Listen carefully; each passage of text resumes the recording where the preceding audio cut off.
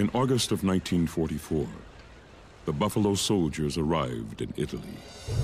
Ulysses Lee, the official government historian for the employment of Negro troops during World War II, was there. As the thousands of black fighting men debarked from the crowded troop ships, they presented an impressive and awe-inspiring spectacle.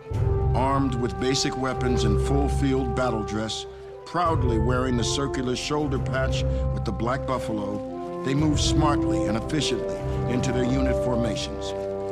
As they marched away, every man in step, every weapon in place, chins up and eyes forward, a low rumbling babble of sound came from the troops on the dock, then swelled to a crescendo of thunderous cheering, which continued until the last Buffalo unit had disappeared from sight. Ulysses Lee.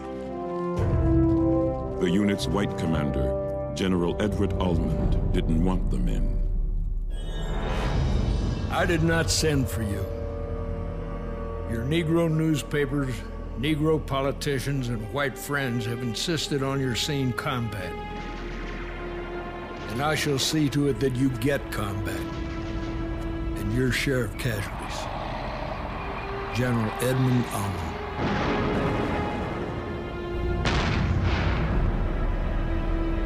The 92nd Infantry battled some of Germany's best trained troops as they fought their way through Italy. In letters home, soldiers like 2nd Lieutenant Spencer Moore would write of their combat experiences. Dear Mom and Pop, we've been on the line for 82 days, and I don't know when we're gonna get relieved. The men are lousy, sick, frostbitten, shell-shocked, and scared. It's no joke to see men you've known, lived with, eaten with, and slept with, blown up or shot down before your eyes. Well, Mom, Jerry's beginning a shell again, so I'll sign off for now. Your loving son, Spencer. The day after Christmas, 2 platoons of Buffalo Soldiers awoke to the sound of mortar fire. The area was swarming with Nazi troops, and within a few hours, the men were fighting for their lives.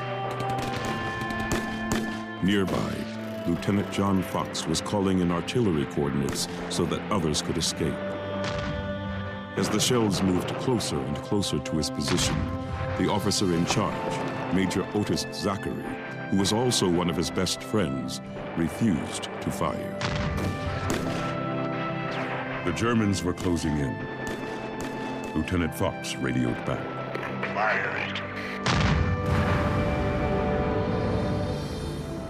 No one survived who saw what happened next. But after the battle, a local priest reported seeing the body of John Fox surrounded by more than 100 dead enemy soldiers. Of the 95 American and Italian defenders, 18 made it back alive. It was rough, but we were dedicated. We were fighting for a greater cause, for our people. We had to defeat them, and we had to prove that blacks would fight.